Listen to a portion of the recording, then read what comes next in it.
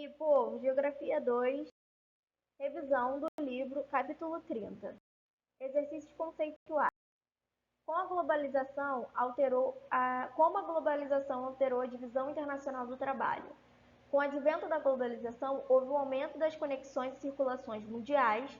Os países desenvolvidos, além de comprar matéria-prima nos subdesenvolvidos, passaram a utilizar também o solo urbano e a mão de obra barata na produção de bens de consumo para reduzir o custo de produção.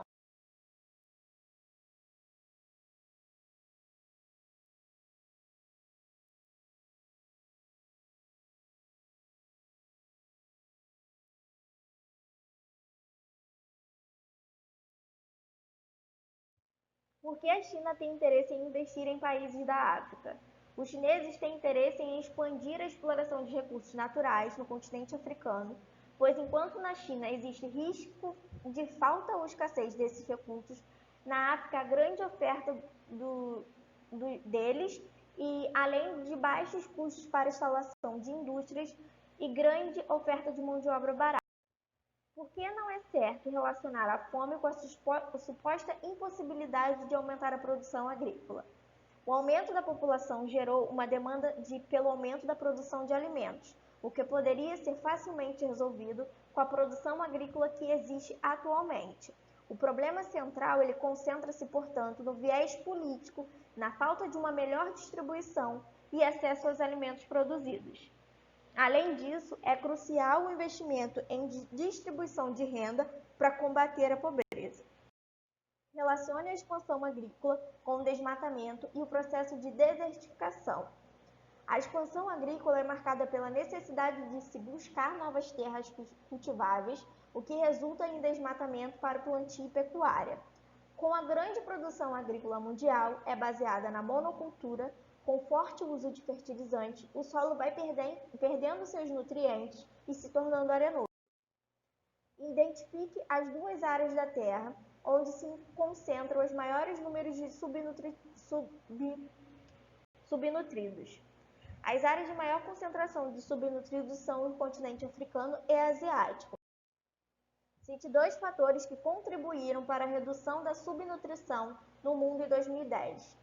A redução da subnutrição decorreu de diversos fatores, entre os quais a retomada do crescimento da economia nos países subdesenvolvidos, programas de transferência de renda, que reduziram a porcentagem da população abaixo da linha da pobreza, queda do preço de alimentos. Por que o comércio e os investimentos chineses na África configuram um novo império colonial?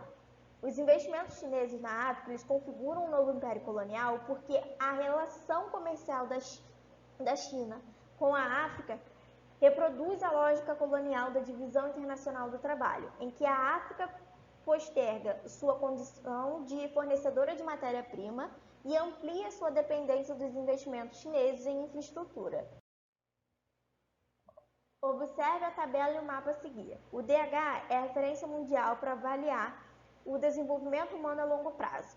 O índice, que varia de 0 a 1, é feito a partir de 3 variáveis. Países com índice entre 0,50 e 0,79 são considerados de médio desenvolvimento humano.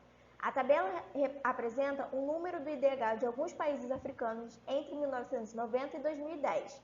Com base no exposto, identifique, assinalando no mapa, com um país africano do hemisfério norte banhado pelo mar Mediterrâneo e um país do hemisfério sul banhado pelo Oceano Índico que tiveram seu IDH aumentado entre 1990 e 2010. Entre 1990 e 2010, a Líbia, situada no hemisfério norte e banhada pelo mar Mediterrâneo, teve um aumento do IDH. Outras possibilidades são a Tunísia e a Argélia. Já no hemisfério sul e banhado pelo Oceano Índico, a África do Sul teve elevação no IDH, assim como as ilhas de Seychelles e as Ilhas Maurício. Exercícios contextualizados. Observe o mapa a seguir. Como se observa, há uma situação geral de instabilidade democrática no continente africano. Sobre esse quadro, é correto afirmar que uma das causas dessa situação é a herança colonial, que legou a África fronteiras políticas que dividiram diferentes nações e grupos étnicos africanos. Letra C. O continente africano, em seu conjunto, apresenta 44% de suas fronteiras apoiadas em meridianos e paralelos, 30% por linhas retas e arqueadas, e apenas 26% se referem a limites naturais que geralmente coincidem com os locais de habitação de grupos étnicos.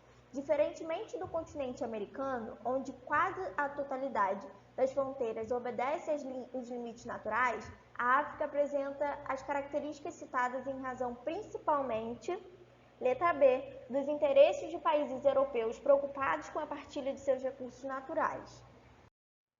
Foram concluídas em agosto de 2015 as negociações que culminaram na adoção, em setembro, dos Objetivos de Desenvolvimento Sustentável, por ocasião da Cúpula das Nações Unidas para o Desenvolvimento Sustentável.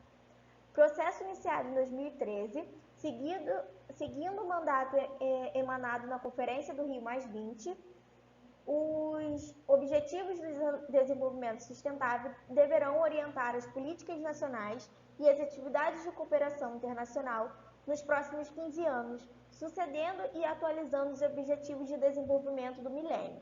Entre os objetivos do referido documento está o Objetivo 2, acabar com a fome, alcançar a segurança alimentar e a melhoria da nutrição e promover a agricultura sustentável.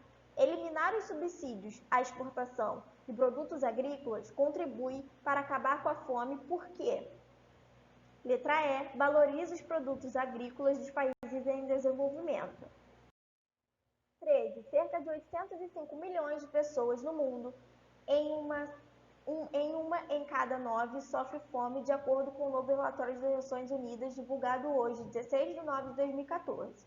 O relatório é publicado anualmente pela Organização das Nações Unidas para a Alimentação e a Agricultura, o Fundo Internacional de Desenvolvimento Agrícola e o Programa Mundial de Alimentos. Sobre a fome no mundo atual, é correto afirmar, letra B, na África subsaariana, mais de 1 em cada 4 pessoas permanecem cronicamente desnutridas, enquanto na Ásia, a região mais populosa do mundo, vive a maioria dos desnutridos.